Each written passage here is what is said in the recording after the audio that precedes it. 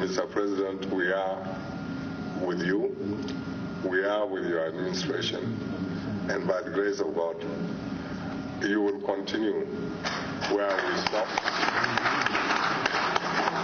You'll continue where we stopped in 1993 and bring hope to our great fatherland.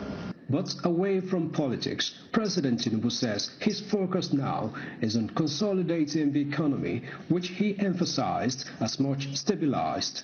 Somebody among my prospective opponents, they privatize government investments, public entities, but they forget to pay the pension. I'm clearing the pensioners now. So clearing the mess they created, but I won't complain. The integrity and the commitment that you show me all from notice. We have our hands on the plow. We're never going to look back. I promise you through the twists and turns of this democracy, Nigeria will survive and will find our unity in diversity a good path for democratic stability and prosperity in the country. I promise you. While appreciating their governors for the developmental strides in their respective states, the president charged them to do more regarding social welfare of the citizenry. From the State House, Musbah Wahab, NTA News. President Bola Tinubu there speaking with stakeholders from Northeast, where he cited settling or addressing problem of pension payment, backlog of pension arrears as part of his commitment to ensuring a better life for the people of Nigeria. And President Bola Ahmed Tinubu has approved a major reconstruction of the Nigerian Army, expanding its command structure from 8 to 12 division. The landmark move announced by Special Advisor to the President on Information and Strategy, Bayo Onanuga, is designed to overhaul the nation's security architecture, bolster national defense capabilities, and improve overall operational effectiveness in tackling and evolving security threats across the country. Under the newly approved structure, 4 new strategic divisions will be established: the 5th Division in Makudi, the 9th Division in Ilori, the 10th Division in Jalingo, and the 83rd Division in Benin City. This join existing division in Kaduna, Ibadan, Jos, Port Harcourt, Maiduguri, Sokoto, Lagos, and Enugu. To support this expanded footprint, the President also approved the recruitment of 28,000 additional personnel alongside ongoing investment in modern military hardware, platforms, and troops welfare. The establishment of this new operational basis aims to decentralize decision-making, enhance border protection, safeguard critical national infrastructure, and accelerate military response times to emerging threats nationwide. Implementation will occur in 2 distinct phases. Phase 1, establishing the 5, 9, and 10 divisions, is scheduled for completion by September 2026, while Phase 2, focusing on the 83rd Division in Benin City, and final reorganization will be concluded by December 2026. President Tinubu praised the Chief of Army Staff, Lieutenant General Waidi Ibrahim Shuaibu, alongside officers and personnel of the armed forces for their unwavering dedication and commitment to defending Nigeria's territorial integrity, reaffirming his administration's support. The President assured that continuous investment will be made to ensure the military remains highly motivated, well-equipped, and capable of guaranteeing safety for all Nigerians. Vice President Kashim Shettima has arrived Cotonou, Benin Republic, leading a high-level working visit to the Republic of Benin with governors of Kwara, Imo, Jigawa, Plateau, Katsina and Zamfara states and senior government officials. The Vice President was received by the country's Minister of Foreign Affairs, Corinne Amory Brunet, and Minister of Tourism and External Trade, Mr. Olusegun Jadi Bakari. The delegation will visit the Glo Jigbe industrial zone near Cotonou, where it will engage representatives of the Beninese government, investors, and private sector operators involved in the development and management of industrial hubs. The visit is aimed at strengthening the implementation of Nigeria's Special Agro-Industrial Processing Zone program and drawing practical lessons from Benin's approach to agricultural value addition, industrial infrastructure, investment mobilization, skills development, and export-oriented production. Particular attention will be given to the GDIZ textile park, which operates in an integrated production system covering cotton spinning, weaving, fabric processing, and garment manufacturing. The delegation is also expected to explore opportunities for technology and industrial training, modern machinery, reliable energy systems, common processing facilities, and stronger public-private partnerships. Arising from the persistent failure, neglect, or outright refusal by several government-owned enterprises, ministries, departments, and agencies to honor invitation from the Senate in the discharge of its constitutional oversight duties, the Senate has resolved to apply sanctions on defaulters. National Assembly correspondent Lami Ali reports. At plenary this Thursday, the chairman of the Senate Committee on Finance notified the Senate that the response to the committee's ongoing investigation into the financial operations of ministries, departments, and agencies of government and government-owned enterprises is being undermined. This defiance persists notwithstanding the clear constitutional or statutory obligations to appear before the committee or furnish the information requested. Who are these people that cannot come here? If they cannot come here, we invoke our powers. The Senate emphasized that compliance is not a matter of choice. As required by law, agencies must comply with the Fiscal Responsibility Act regarding internally generated revenue, collections from stamp duties, operating surplus, and statutory remittances into the Consolidated Revenue Fund. Call on the Secretary to the Government of the Federation, the head of the Civil Service of the Federation, and all honorable ministers to ensure strict compliance by agencies under their supervisions with all invitations, summonses, and directives issued by the Senate and its committees. The Senate has, in the meantime, adopted the reports of its Joint Fact-Finding Committee on Firma and National Security and Intelligence following an assessment visit to Onyagede in Benue State. It urged relevant ministries and agencies to treat the repair of key roads as a security intervention.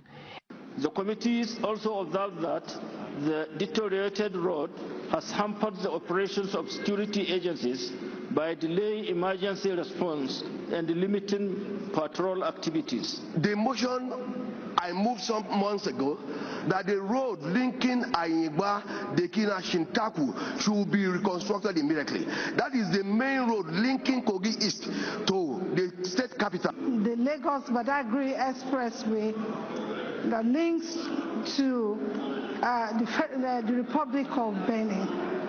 That road has been under construction for many years. It also noted the call by Senator Diket Plang for a beef-up of security in Plateau Central after 2 farmers lost their lives in an attack. These attacks have continued unabated as a result of insufficient security in the area and the porous nature of our borders. 3 bills forwarded from the House of Representatives for concurrence were passed, including a bill that seeks to increase the number of judges for the FCT from 75 to 100. The long-awaited Senate National Summit on Insecurity has been scheduled for September 2026 as the Red Chamber wraps up activities for the current legislative year. It adjourned plenary to Tuesday, 15 September 2026. From the National Assembly, Lami Ali, NTA News. You're still watching the news. We'll be back with more reports. Stay with us. Every day, across forests, highways, towns and villages, brave men and women stand watch so that Nigeria can sleep. They leave their families behind, confront danger head-on, and make sacrifices many of us will never see. Yet, the enemies of our nation continue their assault. They target our children. They murder innocent citizens. They force families from their homes. They turn thriving communities into places of fear and uncertainty. Their goal is simple: to break our spirit, divide our people, and steal the future of our nation. But Nigeria is stronger than terror. As we demand greater accountability, stronger security measures, and more effective action from those entrusted with our safety, we must also play our part. Support our security forces. Salute their gallantry. Stand with those who stand for us. If you see something, say something. Let us be our brother's keeper. We must never surrender to fear, despair, or hopelessness. This is not the time for division, not by tribe, not by religion, not by region, not by political party. Because terror recognizes no ethnicity, no faith, and no ideology. Its enemy is all of us. And together, united as one people, we can defeat it. For our children, for our communities, for our future, for Nigeria. Join the movement. Stand for our country. Stand for one another. Hashtag Unite Against Terror. Feel the power of precision, engineered to perfection. Every component is crafted with care, and each design is meticulously tested. From concept to creation, our engineers push the boundaries of technology, seamlessly blending performance and sustainability with a deep commitment to African ingenuity. Introducing the CNG Boss, a remarkable achievement in engineering designed to operate on compressed natural gas, a cleaner and more sustainable fuel alternative. At Innocent Vehicles, we proudly lead the way in creating greener mobility across Africa. And it doesn't stop there. From SUVs to sedans, spacious buses to electric cars, Innocent offers a wide range of models designed to meet every need. Innocent Vehicle, the pride of African roads.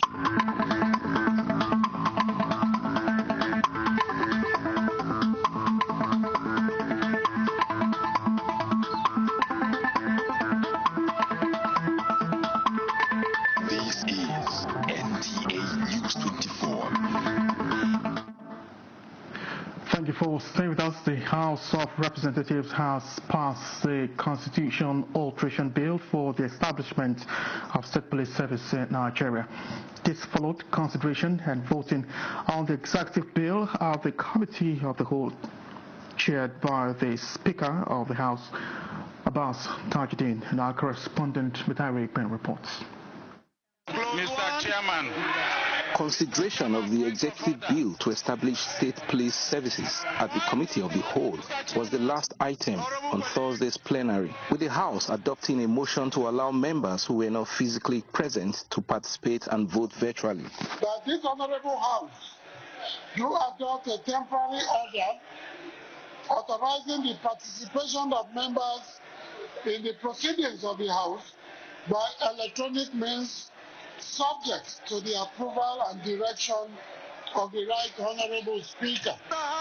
This generated a rowdy session but did not prevent debate on the bill or putting the question. And I must be heard. I believe that there is nobody that is seated here today, Mr. Speaker, who is against state police, because it concerns you, it concerns your safety, it concerns the safety of those you are representing. Those in support say aye. Aye. Those The presiding officer said 35 members participated virtually.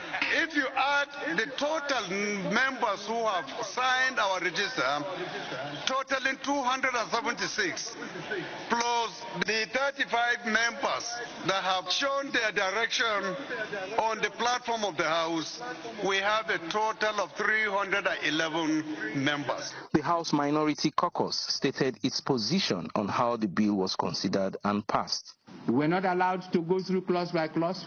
We were not given the opportunity to cast our votes as provided for, both by the Constitution in Section 9(2) as well as in Order 5A.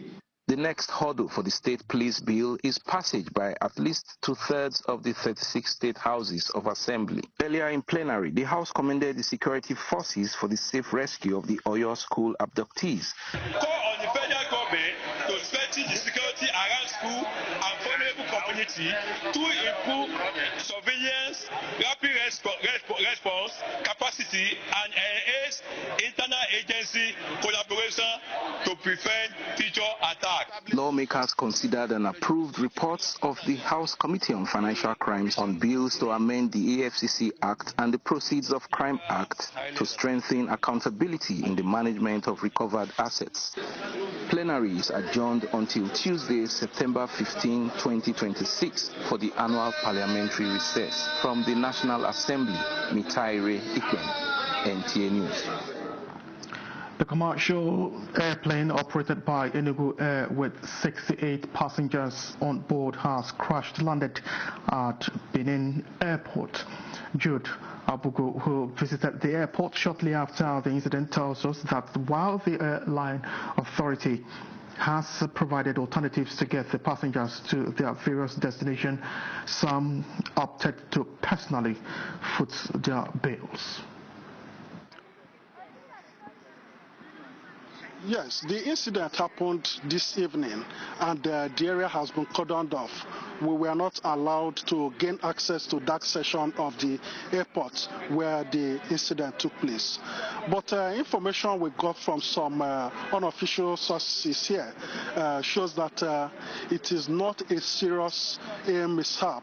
Rather, it is a case of an airline that skidded off the runway after touching down at the airport, crash landing into the nearby bush. So the atmosphere here is calm and it resembles the usual atmosphere you witness when you visit the airport. The people working here that spoke to us off camera said that it is not something to be worried about, as it is one of those incidents that can occur in airline operation.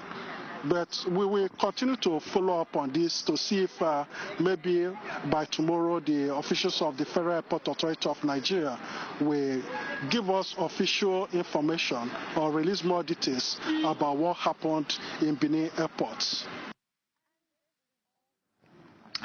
Thank you for that reporting. And moving on, the Minister of Labour and Employment, Muhammad Gary Dingyadi, has assured unemployed Nigerians that the current administration will not relent in its effort to create employment opportunities.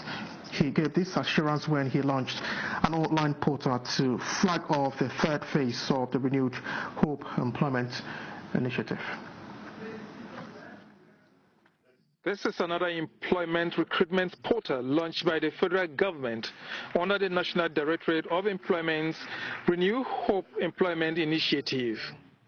The third phase targets to create 26,961 employment for unemployed Nigerians aged 18 to 50. 3,405 outstanding graduates will be resettled with tools to enable them establish sustainable enterprise.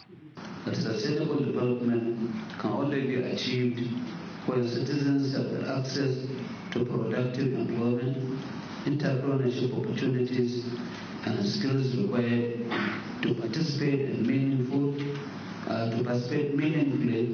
in a rapidly changing economy. Beneficiaries, including persons with disabilities, will be trained in 70 different trades, spanning agriculture, entrepreneurship development, special public works, ICT, technical and vocational skills.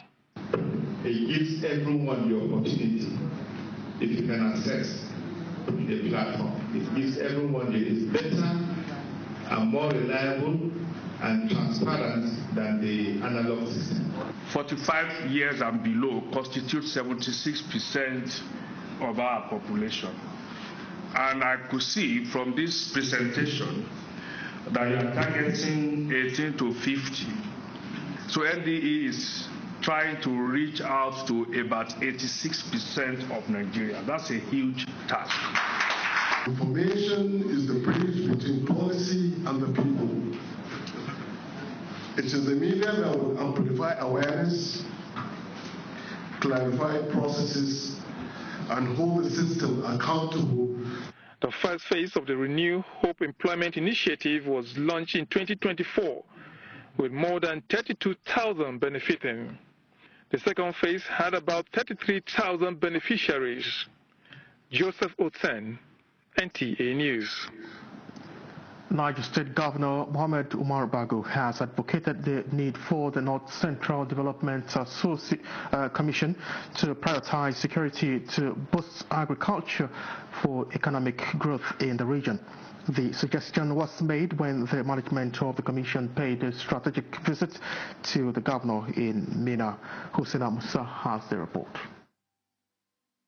The visit by the management of the North Central Development Commission, led by the Managing Director, Dr. Cyril Sinyel, and Board Chairman, Dr. Cosmas Ahiri, to Niger State was to formally introduce the leadership of the Commission and identify possible areas of partnership.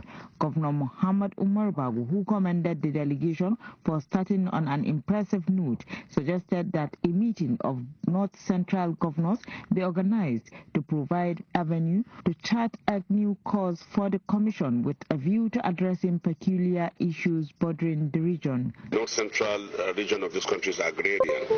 We have a lot of farmer-herders clashes. We have a lot of ecological issues, mostly flood as a result of the hydro dams we have around here.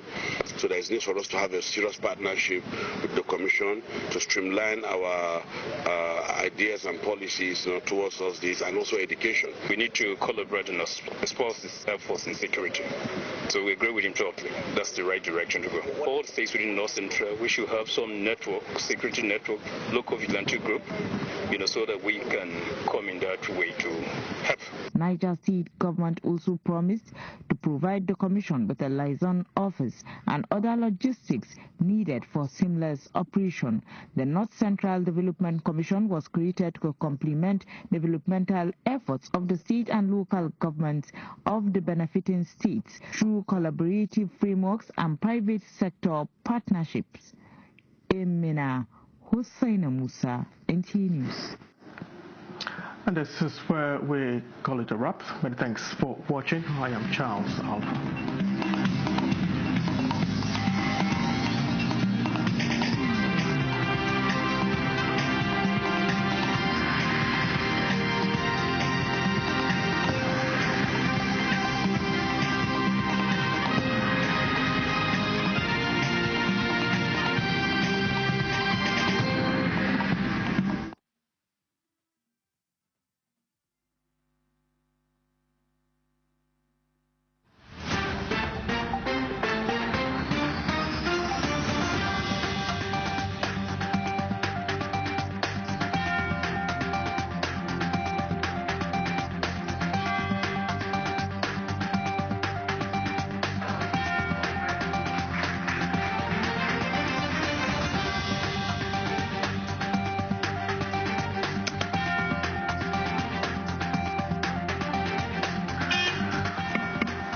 As it sounds, it's not an iron.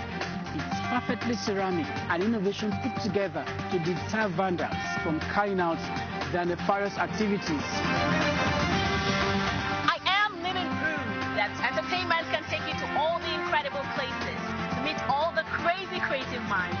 Join me for the behind-the-scenes stories and the unforgettable moments. Sure, we're going down, but only on this escalator. At the Ministry of Interior, service is on the rise, tech-driven, people-focused, no standing still.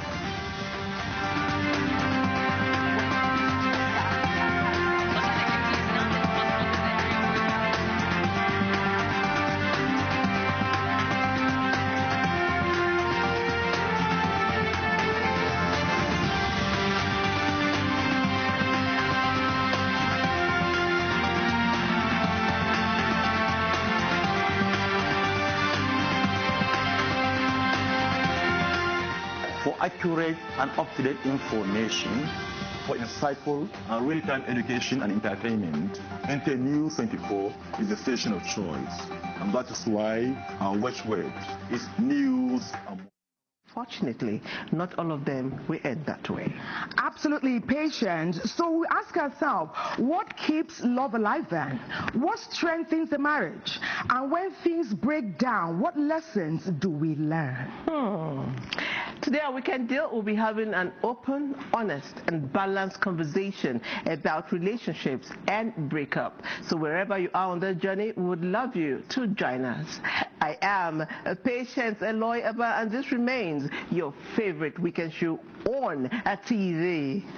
And it promises to be a bumper package, one you cannot afford to miss. Meanwhile, Weekend Deal, your effervescent breakfast television program, is live on YouTube at NTA Live.